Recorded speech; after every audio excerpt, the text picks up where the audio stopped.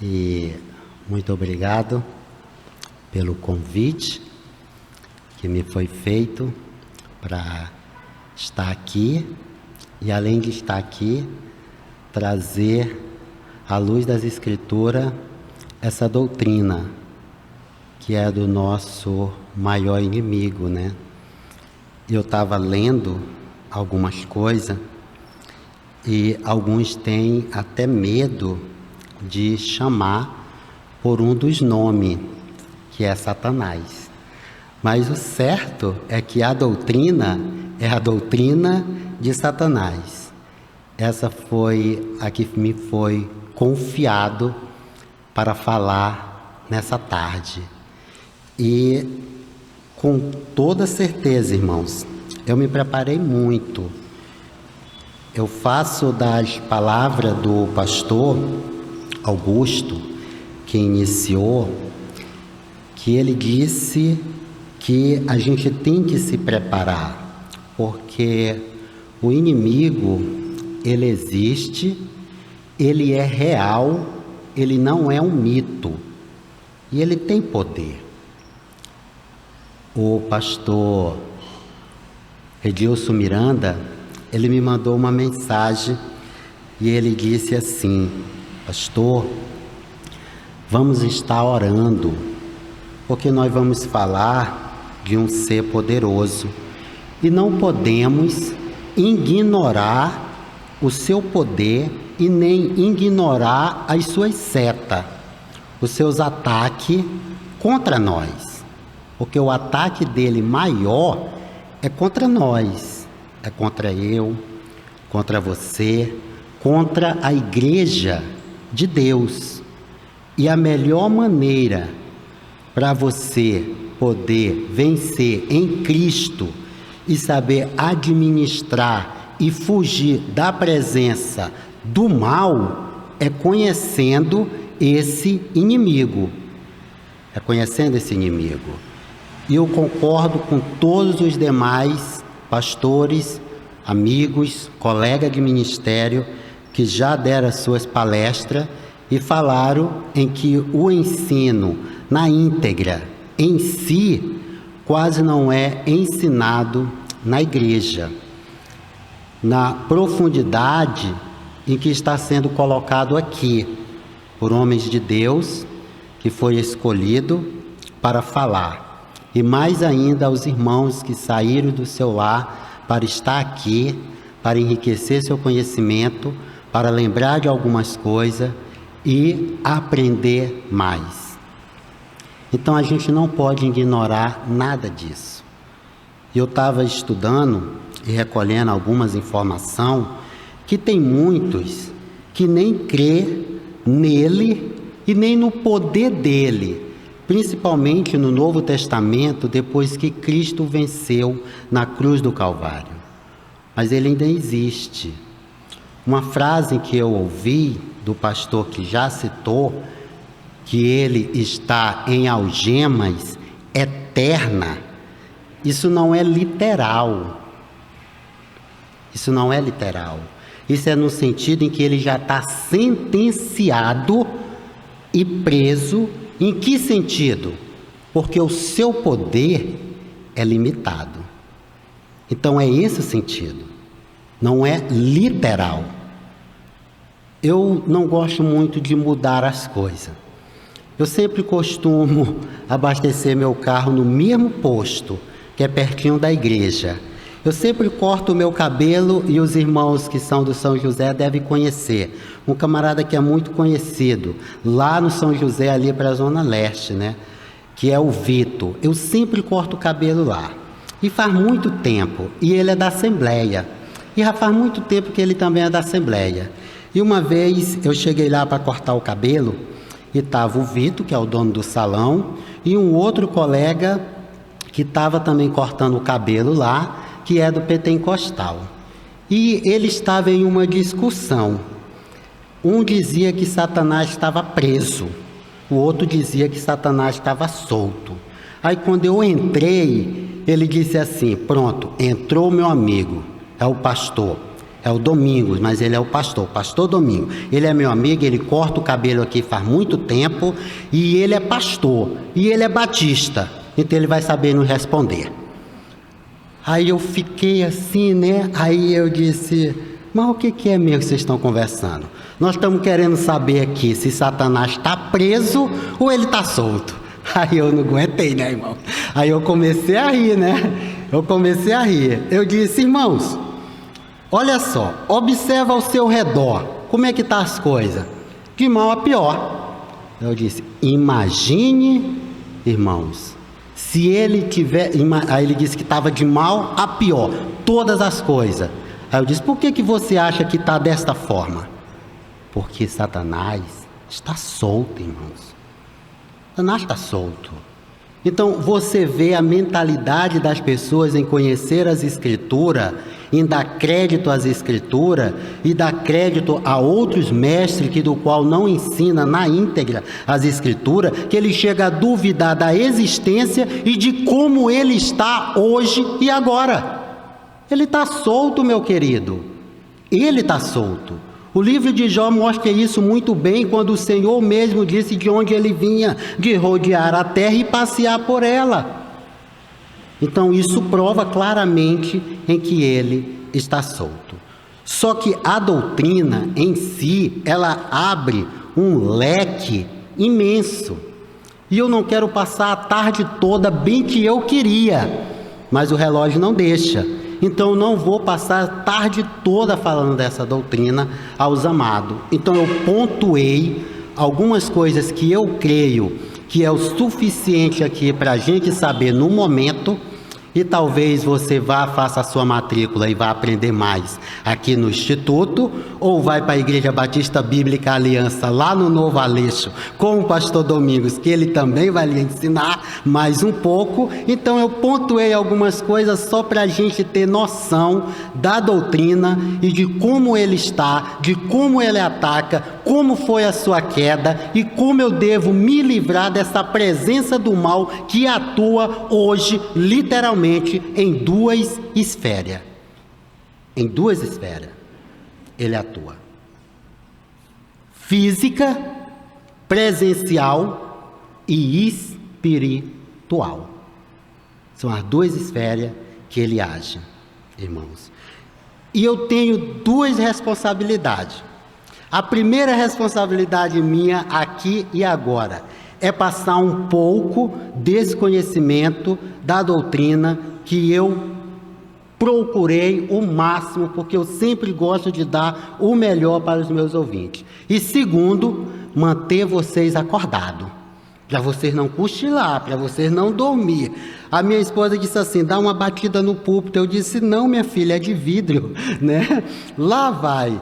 Então, para auxiliar em manter vocês acordados, olhando como estão para mim e com a mente ligada, né, eu ia dizer assim, apresentar Satanás? Não, mas ninguém quer ser apresentado a ele. Bem que ele quer ser, né? Então eu gostaria de ler um texto com os amados e gostaria que os irmãos acompanhassem no sentido da leitura esse texto. Eu gostaria que todos abrissem sua Bíblia para Ezequiel capítulo 28, Ezequiel capítulo 28, a partir do versículo 11 até o versículo 19. Os irmãos podem ficar sentados no seu local mesmo, na sua cadeira, na sua mesa, aí, você pode ficar sentado e me auxilia só na leitura. Eu vou ler o primeiro versículo, até para não demorar muito, e os irmãos podem também gentilmente ler um versículo, se assim quiser e Deus tocar em seu coração. Todos estão no texto, Ezequiel capítulo 28, a partir do versículo 11 até o versículo 19, amém? Diz assim a palavra de Deus na tradução que eu tenho em mão: veio a mim a palavra do Senhor dizendo: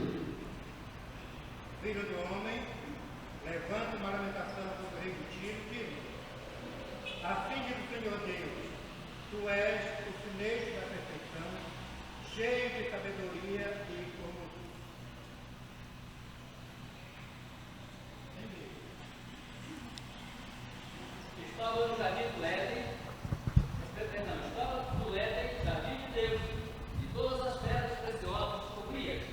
o sárdio, o topázio, o diamante, o berilo, o ônix, o jaspe, a safira, o carbúnculo e a esmeralda. De ouro se te fizera os engastes e os ornamentos. No dia em que foste criado, foram eles preparados.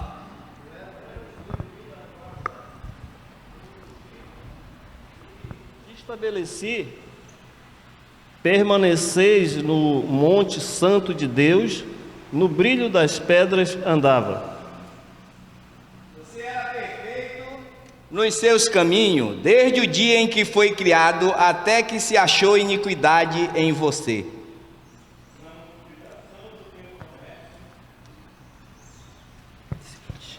Na multiplicação do teu comércio, se encheu o teu interior de violência e pecaste. Pelo que te lançarei, profanando, fora do monte de Deus, e te farei perecer, ó querubim da guarda, em meio ao brilho das pedras. Tua formosura, corrompeste a tua sabedoria por causa do teu resplendor. Lancei-te por terra diante dos reis e pus para que te contemplem. Pela multidão, a sua iniquidade, pela injustiça do seu comércio, você profanou os santuários, por isso fiz sair do meio de você um fogo que o consumiu. Eu o reduzi a cinzas sobre a terra, aos olhos de todos os que o contemplam. Os que te conhecem entre os povos estão espantados de ti. Vens a ser objeto de espanto e jamais subsistirás. Oramos. Maravilhoso Deus e eterno Pai, obrigado, Senhor, pela sua graça, porque a sua graça superabundou em nós aonde habitava o pecado.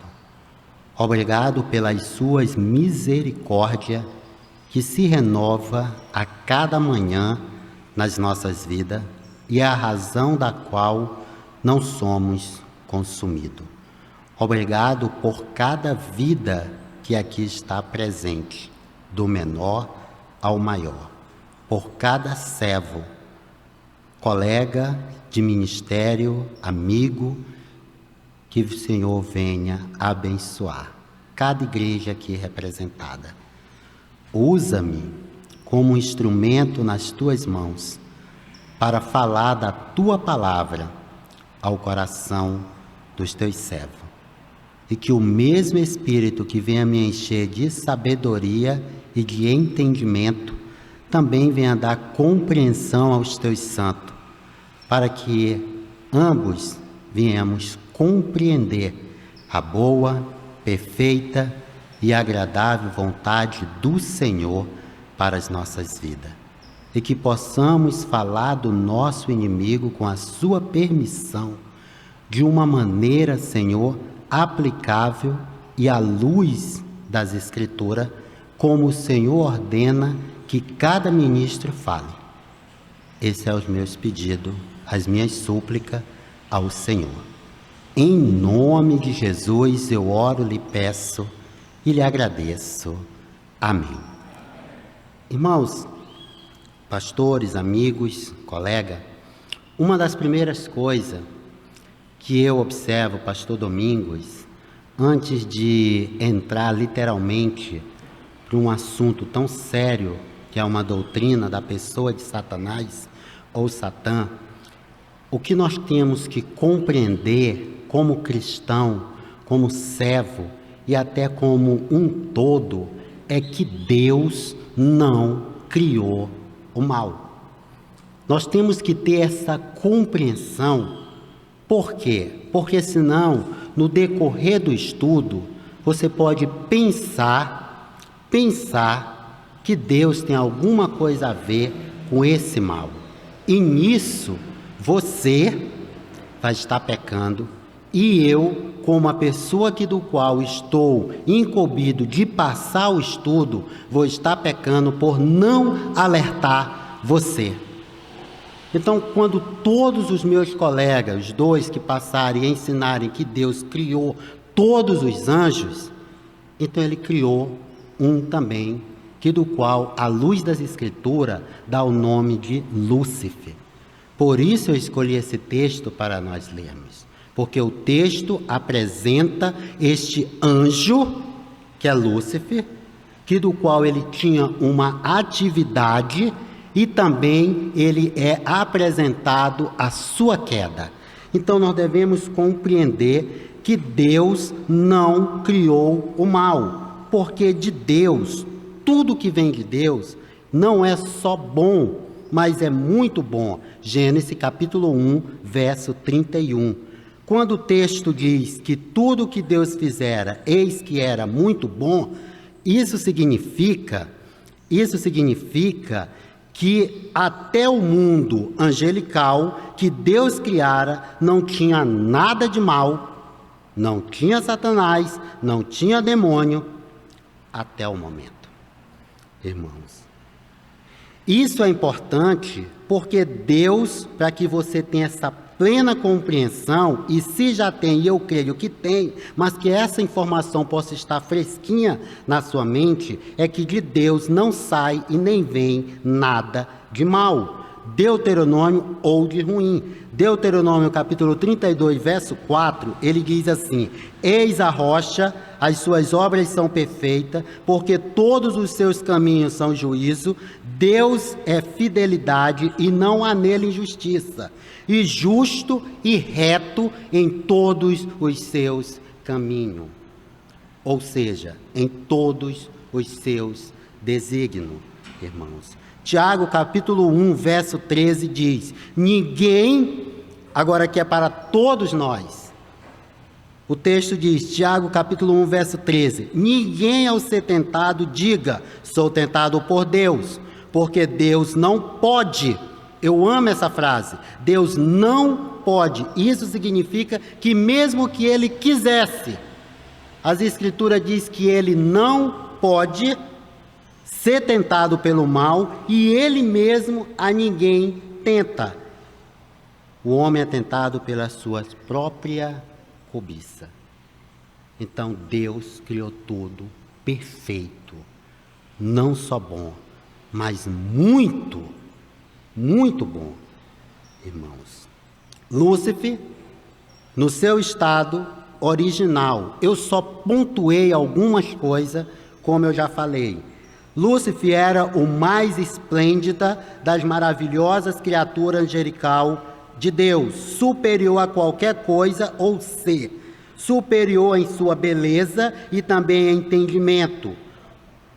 Lúcifer era brilhante como a estrela da manhã, a mais brilhante de todas as estrelas, e competia a ele, olha o que competia a ele liderar, conduzir, dirigir a adoração a Deus. Naquele princípio da criação, dirigia-se os louvores a Deus, a glorificação ao Criador. Lúcifer era a própria onipotência de Deus, no sentido da criação e perfeição. E o texto vai mostrar isso de uma maneira maravilhosa, quando o texto vai dizer que ele era perfeito, irmãos. Então, Deus, na sua infinita misericórdia da sua criação, criou um ser perfeito, como todas as outras coisas em que Deus criara, que do qual é muito bom, irmãos. Lúcifer era dotado de algumas qualidades, mas essas qualidades eram para servir o Senhor, e era chefe dos querubins. Mas o texto mostra de uma maneira maravilhosa que se achou nele iniquidade, e ele se rebelou-se contra o Altíssimo. Aí observa como eu coloquei, ele perdeu a sua dignidade, beleza, originalidade, sendo assim expulso, e transformou-se em Satanás. Em consequência, consoante as Escrituras, tornou-se admissível, o dualismo, que supõe a existência de um ser bom e de um ser, na sua essência, ruim, e que ambos estão em uma briga ou em um conflito eterno. Isso não existe. Porque Deus, da sua criação e em expulsão, Ele limitou, irmãos. Então é bom a gente ter essas características, essas informações fresquinha na nossa memória. Lúcifer, ao se rebelar contra Deus, aliciou muitos anjos que, usando também da sua mal liberdade, aceitaram em lhe adorar e em servir.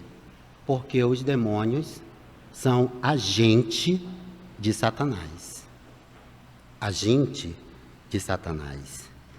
Então eu queria que os irmãos observassem essa queda dele, de acordo com o texto em que nós lemos.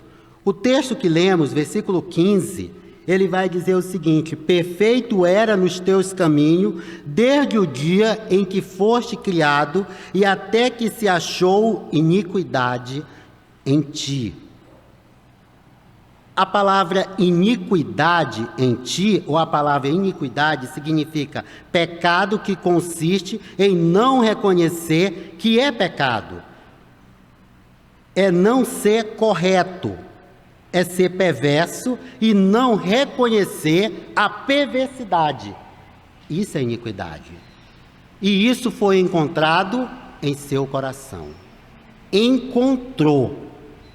Ninguém botou, encontrou ali, iniquidade. Uma das primeiras coisas que o texto vai nos mostrar. Iniquidade significa isso. Consiste em não... Biblicamente, por que o seu coração se elevou? A primeira coisa, achou iniquidade no coração dele. E por que ele mesmo se elevou? O texto vai dizer que ele se elevou. Olha o que o texto vai dizer. O teu coração, por causa da tua formosura é beleza, e corrompeste a tua sabedoria. Ele corrompeste, ele engrandeceu no coração, e isso, na questão de se engrandecer, é orgulho ou soberba. E todo orgulhoso é desprezível e arrogante e cheio de si. E o motivo é a sua formosura, beleza e resplendor. Olha que interessante. O que Deus criou, o que Deus deu a ele para a honra e glória e para ele usar como instrumento para servir, foi as coisas em que ele se achou nele mesmo para se gloriar. Para ele mesmo se gloriar. Da própria beleza em que Deus o deu, ele olhou e disse: eu sou o cara. Eu sou belo, e eu sou cheio de sabedoria, eu sou o mais elegante. E o seu coração já estava cheio de iniquidade. E iniquidade é não reconhecer o que é o pecado. Então ele estava pecando e não reconhecia que era pecado. Ele estava sendo orgulhoso, soberbo, desprezível, arrogante, cheio de si, e achava isso normal. Só que o texto vai mais. E aí é onde entra a parte dos anjos caídos, porque ele corrompeu. Corromper. Observa só, nele estava a corrupção, corrupto, e ele se tornou o corruptor. Olha que interessante. Ele mesmo era o corrupto do mais belo, do mais sábio, corrupto e o corruptor. Eu vou ilustrar da seguinte maneira. É aquela maçã podre e que tem um cesto só com maçãs maravilhosas, boas, e você pega a podre e coloca no meio. Aí a podre vai passar todo aquele mal-estar, aquele podridão para os demais. Foi o que ele fez. Os anjos não foram, literalmente na hora, aceitaram a luta de rebeldia contra o Altíssimo, mas ele o corrompeu. O corrupto e o corruptor, né? E porque ele era inteligente, ele era belo, né? Cheio de sabedoria, eloquente, ele conseguiu uma terça parte dos anjos. Em que eu creio, e eu acredito que eu estou na linha doutrinária, porque os meus colegas já ouvi dele, que não temos biblicamente a totalidade da criação dos anjos. Então, se você me perguntar, pastor Domingo, qual é a quantidade dessa terça parte? A minha resposta é: pergunte a Deus, que é rico em dar toda sabedoria, porque a Bíblia não nos informa, só diz que foi uma terça parte, o corrupto e o corruptor, irmãos. Isso significa que o ato de corromper, que é a depravação, a viciação no que é ruim, tornou-se Lúcifer tudo de mal. Tudo de ruim, tudo de mal, ficou personificado na pessoa de Lúcifer. E se você falar ou me perguntar, pastor, o que é o mal? O mal está na pessoa de Lúcifer. O mal é o pecado. O mal é o pecado. E Lúcifer se achou o pecado, a iniquidade, literalmente em seu coração. Mas o seu estado original era perfeito. E daí começou toda a degradação. Toda, irmãos, toda a sua degradação. Então, uma das primeiras coisas em que mudou na vida dele foi que chamá-lo ele agora de Lúcifer está totalmente errado. Não podemos mais chamar ele dessa forma. Se dirigir a Satanás como Lúcifer no seu estado original é até um pecado, irmãos. Por quê? Porque ele perdeu o seu brilho. Biblicamente, ele perdeu o significado do nome, que era fonte de luz, e passou a ser Satanás ou Satã, que significa adversário ou opositor. Mas ele não tinha só esse nome. Ele ainda tinha o nome de diabo, Mateus capítulo 13, verso 19, pai da mentira, João 8:44, Deus desse século, 1 Coríntios 4:4, príncipe da potestade do ar, Efésios 2:2, né? Satanás não age sozinho. E entra como título maligno e tentador. Isso são títulos dado e direcionado a ele. Títulos: maligno e tentador. Porque aí ele começou não mais enganar e corromper uma terça parte do local original aonde ele estava, porque de lá ele foi expulso, que o texto vai dizer que ele foi lançado. A palavra lançar significa arremessar, jogar. Ele foi lançado, ele foi jogado do seu habitat, que era o seu original, que era do céu. E ele foi aonde? À terra. E a sua primeira vítima, que declara claramente, biblicamente, nas escrituras, que foi enganada, foi Eva. Porque a Bíblia não diz que Adão foi enganado, mas Eva diz. As escrituras dizem que ela foi enganada pela serpente. E quem é a serpente? Satanás. A serpente é Satanás, irmãos. Então, quando nós declaramos em que Satanás começou esse império na terra, que do qual, ensinando e colocando na mente das pessoas a mentira como um dos seus artifícios, ele estabeleceu um reino. Um reino, pastor, um reino, meu querido. Só para você ter abrir o leque da sua mentalidade, como ele é poderoso. Nenhum de nós temos um reino, a não ser Deus, nós pertencemos, mas ele tem um reino. Colossenses capítulo 1, verso 13. Colossenses 1,13 diz assim, ó: ele nos libertou do império das trevas e nos transportou para o reino do Filho do seu amor. Um reino, irmãos. E se há um reino, há um império, há um líder que é o rei. E esse rei, ou príncipe, és Satanás. E os seus súditos, os demônios. E as pessoas que não estão em Cristo, está com quem? Aí não precisa ser bem inteligente, né? Está com Satanás. Ou faz parte, literalmente, do seu império. Do seu império. Atos, capítulo 26, verso 18.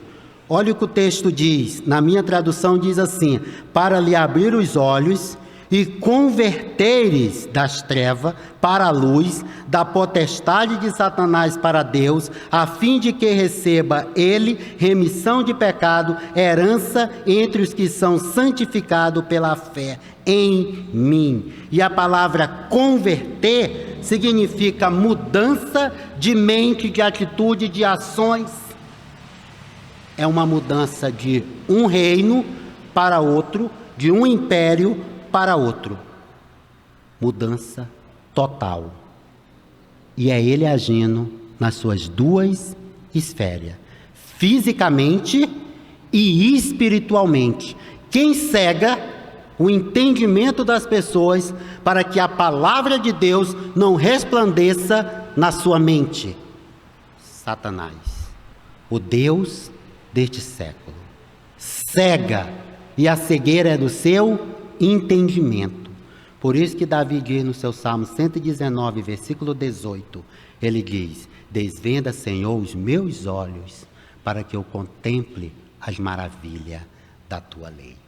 Para que eu contemple, porque o homem sem Cristo está cego, morto nos seus delitos e pecado. E está no poder de quem? De Satanás. Não tem para onde correr, não tem para onde fugir, não tem uma linha paralela, não tem. Ou você está com Cristo, ou tu estás no império das trevas com Satanás. E por ele ter este reino, por ter esse império, ele é poderoso. Paulo fala sobre os seus principados e potestade quanto os dominadores deste mundo tenebroso. Isso significa que o domínio do inimigo tem um alcance mundial. Não pense que é só em Manaus, não pense que é só no Brasil, mas o domínio do inimigo é mundial. Mundial, irmãos. 1 João, capítulo 5, verso 19. 1 João 5,19, o texto diz na tradução que eu tenho em mão: sabemos que somos de Deus, porque o mundo inteiro jaz no maligno. O seu domínio opera nessas duas esferas, da realidade ao invisível. Ele provoca morte, violência, degradação, engano, perversões, maldade, todo tipo de coisa ruim, porque ele é ruim, irmão. Esse é Satanás, ou Satã, ou serpente, ou seu título maligno, irmãos. Seja como você quer chamar, ou não chame de nenhuma maneira, assim é bem melhor. E muitas pessoas estão presas, estão vendo famílias destruídas, pessoas que estavam em Cristo ter uma vida declinando, tudo por não dar atenção ao que o Senhor deixou para nos livrar da seta desse inimigo, que é a sua palavra. A sua palavra, irmãos. E um dos textos que eu amo, em que diz que ele é inteligente, porque ele é dotado de intelectualidade, ele é dotado de vontade e ele é cheio de emoções. As 3 faculdades que há em nós, há na pessoa de Deus, há também nele: intelectualidade, vontade, irmãos, vontade, irmãos, e emoções, cheio. E ele me conhece. E ele também te conhece. Ele conhece as Escrituras, porque ele está contido nas Escrituras. Ele faz parte dessa Escritura. Ele sabe o meu ponto fraco e sabe o seu ponto fraco. Ele sabe como agir em você. Ele sabe como fazer o seu coração se elevar. Ele não fez isso com Eva? E o meu amigo de ministério nos já citou. Ele disse para Eva: no dia em que tu comeres, tu vais ser igual a Deus. Quer dizer o quê? Poderoso. Quem que não quer ser poderoso? Né? Quem que não quer ser cheio de conhecimento? Quem que não quer trazer a glória para si? Eu acho que cada um tem um pouquinho de orgulho, né? Nós temos que saber conter, para não elevar o nosso coração, porque ele já foi sentenciado, né? Então temos que saber que ele é inteligente, ele é astuto. Mateus capítulo 4, do 1 ao 11, ele vai usar as mesmas táticas que ele usou com Eva, ele vai usar contra Cristo Jesus. Mas ali ele falhou, porque a mesma tática que ele usou com Eva, que foi a palavra de Deus, em que ele quis usar com Cristo Jesus, Jesus usou a mesma palavra para repreender. Irmãos, sabe por que tanto engano? Porque as pessoas não conhecem a palavra de Deus e por si só não quer conhecer, porque é só pela ação do Espírito Santo de Deus, irmãos. E aí ele se deita, num linguajar popular do Nordeste, aí ele deita e rola, irmãos. Ele deita e rola. Ele promete fazer o que não pode e promete dar o que não tem. Armas ciladas contra a igreja, que é o seu principal alvo, e que foi o texto que nós lemos, Efésios capítulo 6, verso 11. Revertivos de toda a armadura de Deus, para poderes ficar firme contra as ciladas do diabo. Ele é inteligente, capacitado de raciocínio, ele acusa as pessoas contra Deus e coloca Deus contra as pessoas. Ele não só acusa eu e você diante de Deus, como ele também faz Deus duvidar da nossa integridade. Por isso é que ele é cruel. Não foi isso que ele fez com Jó? Agora o interessante é que no comentário entre ele e Jó, quem chamou ele foi Deus. E Deus disse: tu observaste o meu servo Jó, um homem íntegro, reto e temente ao Senhor? Olha a acusação dele. Olha a acusação dele fazendo Deus ficar contra o próprio Jó. Olha o que ele diz. Olha a artimanha dele. Porque tu daste tudo a ele. Tira dele para ver se ele ainda vai. Jó estava inocente ali, meu querido. Jó estava apenas fazendo o que a Bíblia nos manda, todos nós. Ser homens íntegros, reto e temente a Deus. Aí ele disse para Deus... Ele estava colocando Deus contra Jó. Tu cerca ele de tudo. Estou parafraseando o contexto. Tu cerca ele de tudo. Tu dá tudo que ele tem. Tudo que ele tem é tudo que todo homem tem na sua mentalidade para ser feliz. Servos para fazer as suas coisas e riqueza para se desfrutar. Não é o que o homem sem Cristo e sem entendimento busca? Riqueza e um bem-estar nesta terra. Aí Deus disse o quê? toca nas coisas. E Deus foi tocando. E ele foi tocando, perdão.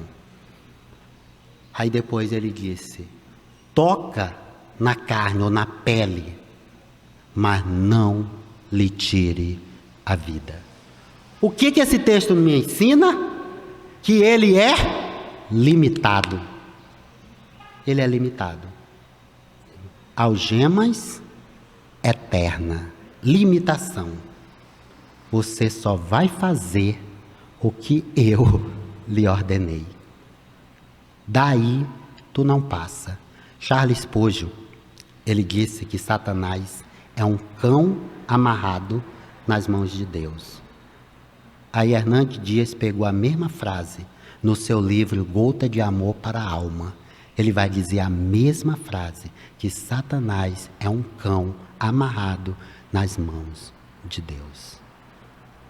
Irmãos, mas até onde ele pode ir é o suficiente para destruir as pessoas, para destruir o nosso caráter, para destruir o nosso testemunho e a nossa família. E ele tem atacado. Então não ignore. Sabe o que me alegra nisso, meus queridos? Irmãos, pastores, colegas. Sabe o que me alegra nisso? É que ele não é onisciente, nem onipotente e nem onipresente.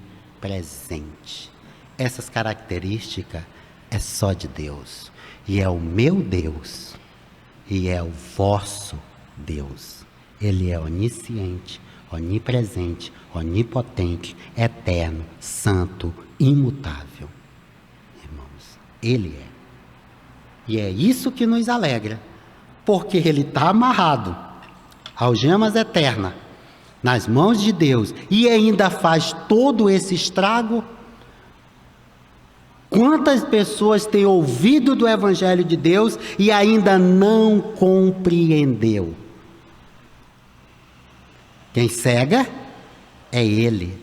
Ele é o pai da mentira. Agora você sabe por que ele recebeu esse título do pai da mentira? Porque se eu perguntar para você o seguinte: o que é mentira?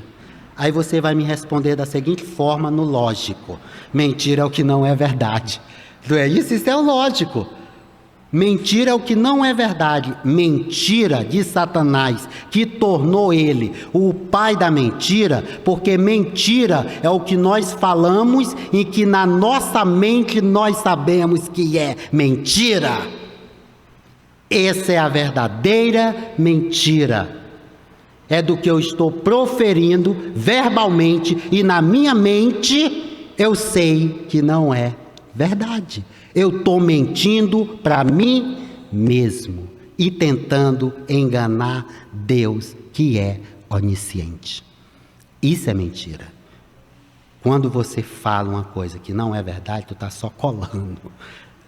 Por isso que ele se tornou o pai da mentira, porque ele conhecia o que ele deveria fazer. Ele foi criado com o propósito de liderar, dirigir a adoração ao seu Deus. E começou a fazer outras coisas. E seduziu primeiro uma terça parte dos anjos, que na sua mente, na sua intelectualidade, ele sabia que era um engano e uma mentira. Aí tornou ele o quê? O pai da mentira. E isso ele usa até hoje. Uma das razões de um mundo estar tão caído, é a mentira. Quem tem credibilidade hoje? Quem tem? Nós vivemos em um mundo onde tudo é paralelo, relativo, nada de absoluto.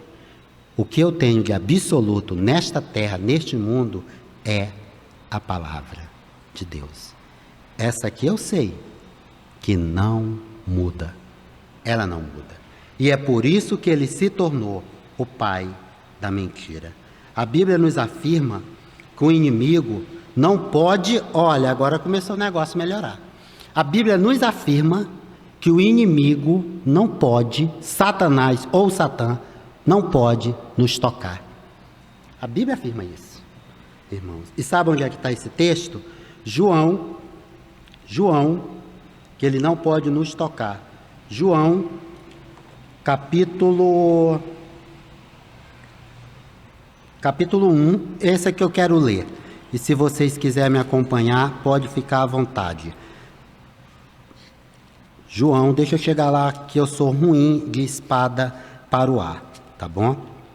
Apesar de eu fazer muito, mas eu sou péssimo de espada para o ar. João capítulo 5, verso 18. João 5,18 diz assim, ó: sabemos que todo aquele que é nascido de Deus não vive em pecado, antes aquele que nasceu de Deus o guarda, e o maligno não lhe toca. Pastor Domingos, mas meu querido, me explique em que sentido? Você sabe em que sentido? Ele não pode nos tocar no sentido de nos dominar, no sentido de nos governar, no sentido de me cegar, porque eu já fui liberto. E dentro de um corpo como esse, que você está vendo, que tem a ação do Espírito Santo, não tem mais espaço para um ser maligno. E porque a Bíblia também nos declara, o que a Bíblia nos declara em Romanos? Observa só, também que ele gostaria que os irmãos acompanhassem. Romanos, capítulo 6, olha o que o texto diz. Romanos, capítulo 6, verso 13. Nem ofereçais cada um os membros do seu corpo ao pecado como instrumento de iniquidade, mas oferecei-vos a Deus como ressurreto dentre os mortos, e os vossos membros a Deus como instrumento de justiça. Olha o 14, porque o pecado não terá domínio sobre vós, por não estar debaixo da lei, sim da graça. Então o pecado não tem mais domínio sobre nós. Quem reina? A graça, e a graça é amor imerecido, e todos que têm o amor imerecido de Deus têm o Espírito Santo de Deus. Então o maligno não lhe toca, não lhe domina, não lhe usa mais como instrumento. Você está livre. O que Paulo diz para a igreja de Galácia? Para a liberdade foi que Cristo vos libertou. Parafraseando com o texto, por que você ainda vai se fazer escravo do pecado? O que o próprio Deus disse para Caim quando ficou com seu coração cheio de inveja pelo seu irmão? Porque Deus aceitou a oferta de Abel e não de Caim. O pecado ali era a inveja. Ele queria que Deus tivesse aceitado, era o pecado dele. O que foi que Deus disse para ele? Por que decaíste o teu semblante? Por que tu andaste triste? O pecado bate à porta. Cabe a tu dominar. Cabe a você, meu querido. Cabe a eu. E esse domínio veio pelo entendimento da palavra, fortalecimento da palavra e ação do Espírito Santo de Deus. Ele não tem domínio sobre nós. O pecado, eu costumo dizer isso para a igreja que eu pastoreio, e digo isso para todos os amados, não querendo instruir ninguém, porque quem sou eu? Né? Quem sou eu? Né? Mas eu digo assim, domine os vossos pecados. O inimigo não lhe toca, mas ele ainda age e pode lhe influenciar a fazer algo de errado. E eu digo, o pecado na vida do crente deve ser entendido como um acidente. Ninguém planeja um acidente. Ninguém sai de casa para um acidente. Então, quando, pequei, foi um acidente, nunca mais eu vou cometer. Entendeu? Isso é domínio. E esse domínio, teologicamente, sistematicamente, é chamado de santificação, que é progressiva. Aí já é outro assunto, aí você procura o diretor da instituição para se matricular no IBBA e tu vai aprender sobre santificação, que é o meu assunto aqui, é só a apresentação do maligno. A Bíblia nos afirma, irmãos, também, e é isso que também me alegra, que a Bíblia nos afirma que Jesus já venceu o maligno na cruz do Calvário, consumando a minha e a sua redenção. Cristo na cruz do Calvário disse tetelestai, essa palavra é grega, que no português significa está consumado. está consumado. E o texto que eu amo para mostrar que Cristo venceu o maligno na cruz do Calvário é Colossenses capítulo 2. Olha o que diz Colossenses, se você quiser acompanhar comigo. Colossenses capítulo 2, verso 14. Ele diz assim, ó: tendo cancelado o escrito de dívida que era contra nós, a que constava de ordenância, o qual nós era prejudicial, removeu inteiramente, encravando na cruz e despojando, olha que ele despojou lá, os principados e as potestades, publicamente o expôs ao desprezo, triunfando deles na cruz. Cristo Jesus venceu o maligno na cruz do Calvário. Você sabe qual era a maior vontade de Satanás? Eu sei que vocês sabem, que vocês conhecem demais da Bíblia, né? A maior vontade de Satanás era que nunca Cristo Jesus chegasse à cruz.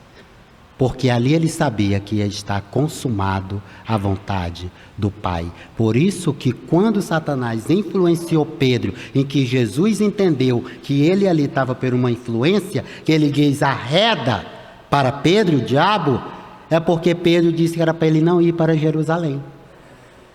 E era da vontade do Pai, Cristo Jesus está na cruz. Na profecia de Isaías, o texto diz o quê? Que Deus se agradou de moê-lo, o seu filho, por amor de nós. Substituição. E se Cristo já venceu, todos que estão em Cristo também somos vitoriosos, irmãos. E eu vou citar só um versículo, e você pode ver e ler de onde você está, que é 1 João 5:5. 1 João, versos 5 e 5. O texto vai mostrar isso de uma maneira maravilhosa, irmãos. Porém, agora escuta só essa, tá? Porém, ele só vai ser preso, literalmente, no milênio. Para o que os compreende a Bíblia dentro da dispensação da graça.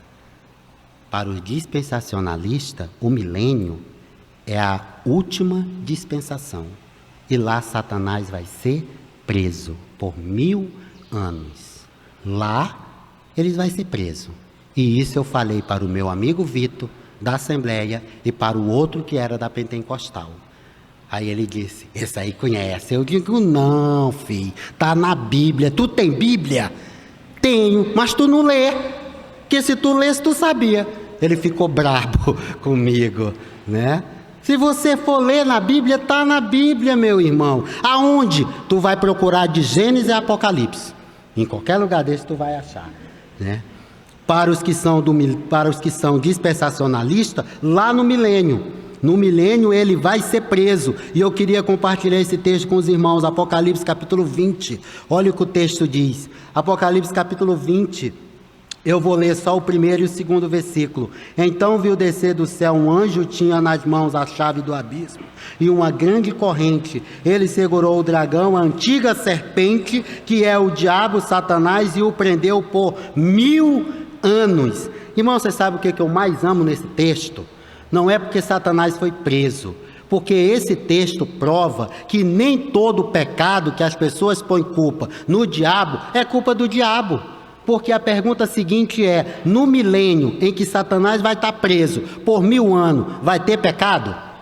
Sim, claro que vai ter. Aqui se mostra um Satanás totalmente privado, mais do que o que já é hoje, de qualquer possibilidade de influência na terra. Ele vai ser preso, mas o pecado que habita no coração do homem vai crescer de tal maneira que vai se reunir nações contra a pessoa de Deus. E aí ele vai soltar Satanás no final do milênio para novamente prender por toda eternidade. Satanás tem início, meio e fim. Ele está sentenciado. Por isso, as algemas eternas. E eu queria concluir o texto, ou essa pequena apresentação com Apocalipse capítulo 20, verso 7. Apocalipse 27 diz assim: quando, porém, se completar os 1000 anos, Satanás será solto da sua prisão e sairá a seduzir as nações que há nos 4 cantos da terra, Gog e Magog, a fim de reuni-las para a peleja. O número dessa é como a areia do mar. Isso significa que não podemos contar. Marcharão, então, pela superfície da terra e sitiarão o acampamento dos santos, a cidade querida. Desceu, porém, fogo do céu e os consumiu. O diabo e o sedutor deles foi lançado para dentro do lago de fogo e enxofre, de onde já se encontra não só a besta, como também os falsos profetas, e serão atormentados dia e noite pelos séculos dos séculos. Amém. Assim eu quero concluir. Início, meio e fim. Mas tenha cuidado, porque até onde ele pode ir, ele destrói pessoas, famílias, liderança, cidades, estados, países, tudo. E ele usa muitas coisas, mentiras, drogas, enfermidade, usa de tudo para aprisionar as pessoas. E uma das doenças mais modernas que temos hoje, em que está levando muitas pessoas a tirar a sua vida, é o que a ciência chama de depressão. A doença da alma. Mas isso já é outro assunto, tá? Já é outro assunto, irmãos. Então orem, irmãos, orem, porque eu acabei de ler dentro do texto, para minha conclusão, o juízo de Deus final para a pessoa de Satanás. E ele existe, e ele age. Mas o nosso Deus é bem maior. Vamos orar. Oramos. Maravilhoso Deus e Pai, obrigado, Senhor, pela Tua graça, pela Sua bondade, pela Sua misericórdia, pela Sua compaixão. Nós somos frágeis, mas o Teu poder nos fortalece, o Teu poder nos segura, o Teu sangue nos lavou, nos remiu, nos purifica. Obrigado por o Senhor nos guardar. Por um dia nós vamos reinar com o Senhor neste 1000 anos. A igreja do Senhor. Abençoa cada pastor, abençoa seus ministérios, abençoa as igrejas aqui representadas, a liderança, aqueles que talvez ainda não te conhecem. Que o Senhor venha abrir o seu coração, a sua mente e derramar a sua palavra. Abençoa este local, os ensinamentos, os professores. Fortaleça, Senhor, cada um de nós na força do Teu poder. E obrigado pela oportunidade de falar da Tua palavra, por ser um instrumento nas Tuas mãos. E perdoa se falei algo que não convinha. Em nome de Jesus eu oro e lhe peço e lhe agradeço. Amém, Senhor. Obrigado, irmãos, pela atenção, por compartilhar os textos. Muito obrigado e que Deus abençoe grandemente e ricamente cada um dos irmãos. Tá bom? Puxa, agora eu vou tomar.